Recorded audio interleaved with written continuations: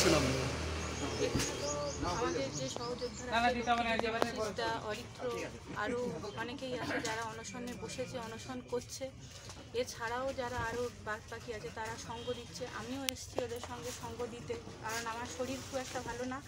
আমি মানে ক্যান্সারের পেশেন্ট, ওষুধপত্র চলছে, ট্রিটমেন্ট চলছে। তবুও মানে এদের যেভাবে এরা মানে লড়াই করে যাচ্ছে, সেভাবে থেকেও বাড়িতে বসে থাকতে পারছি না। তাই জন্য আমিও শুক্রবার দিন এসেছিলাম, কালকে আসতে পারিনি, কারণ আমার শারীরিক কন্ডিশন অতটা ভালো না যে আমি প্রতিদিন আসতে পারবো। আজকে আবার এসেছি, হ্যাঁ, যাতে মানে একটাই দাবি যে আমাদের 1834-এর যে প্যানেলটা সেটা যেন বের করে দেয়। হ্যাঁ, আমাদের তো অন্য কোনো দাবি না, বা আমরা জোর করে নিয়োগ চাইছি না যে আমাদের এক্সট্রা দিন।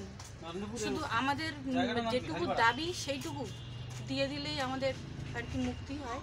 হ্যাঁ, আমাদের তো অনেক দিন ধরেই চললো, 2009 থেকে 2024, প্রায় 15টা বছরে অনেকের অনেক কিছু হয়ে গেছে, অনেকে মারাও গেছে।